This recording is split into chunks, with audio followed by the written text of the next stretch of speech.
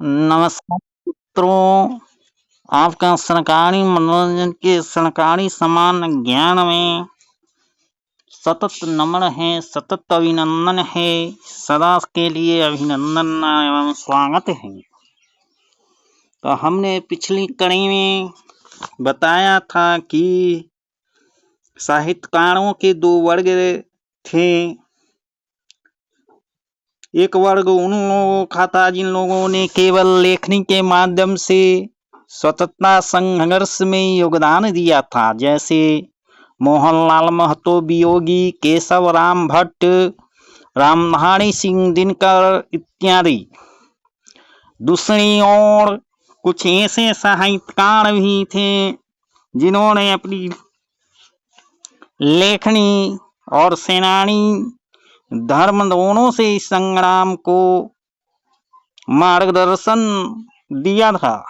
ऐसे साहित्यकारों में राहुल सांकृत्यायन, रामवृक्ष बेनीपुरी, रामदयाल पांडे, रघुवर नारायण, मनोरंजन प्रसाद सिन्हा इत्यादि प्रमुख थे।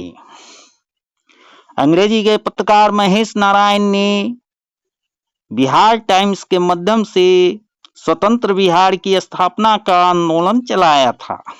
सारण जिले के जगन्नाथपुर निवासी गोपाल शास्त्री एक अल्पज्ञात सुकवि थे। इन्होंने भी स्वाधीनता का भाव जगाने वाली कविताएं लिखी थी। इनकी प्रसिद्ध पुस्तकें हैं राष्ट्र धर्मोपदेशिका, हरिजन स्मृति और राष्ट्रभाषा भूषण इत्यादि। इस काल के कुछ दूसरे समर्थ कवियों में मुकुटलाल मिश्र, रंग के नाम उल्लेखनीय हैं। ऐसे तो ये सिंहारिक कवि थे, लेकिन ये युग चेतना संपन्न भी थे।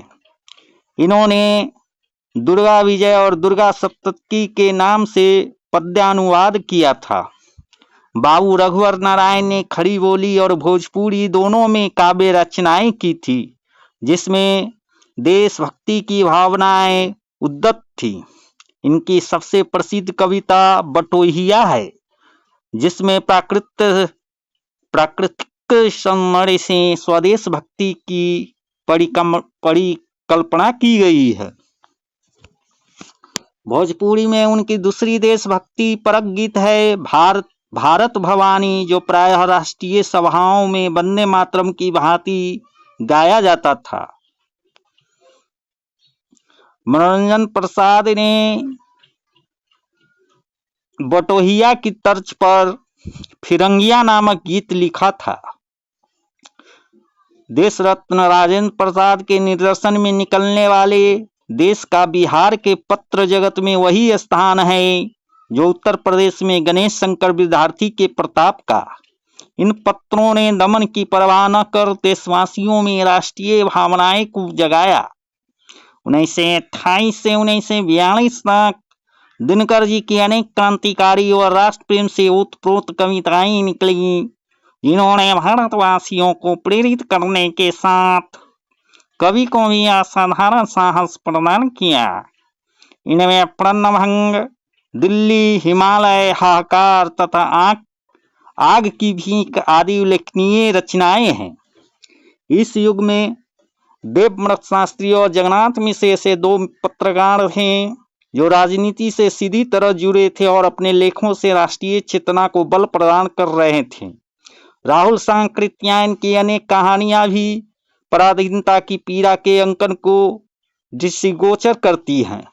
कवियों में मोहनलाल महतो वियोगी ने आर्यावर्त महाकाव्य के द्वारा भारतीय इतिहास की एक अत्यंत सौंदर्यपूर्ण घटना के चित्रण के साथ नारी के कर्तव्यों का भी निर्धारण किया है। गोपाल सिंह नेपाली ने भी देशभक्ति पर अनेक कविताएं लिखी हैं। तो ये सब जो थे, इस प्रकार से बिहार के साहित्यकारों का स्वतंत्रता आंदोलन में योगदान था,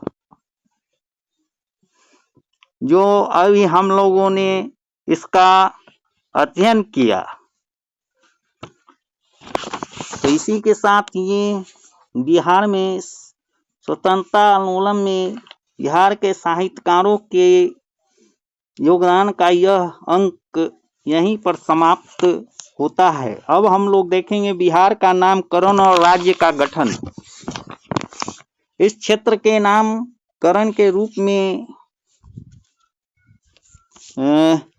सर्वप्रथम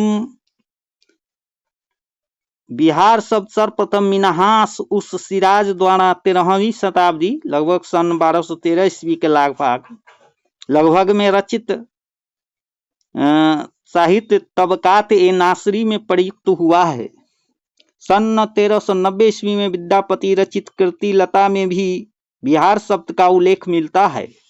मध्यकाल में नालंदा और उदंतपुरी के निकट स्थित अनेक बौद्ध विहारों को देखकर संभवतः मुसलमान शासकों ने इस प्रदेश का नाम बिहार रख दिया होगा।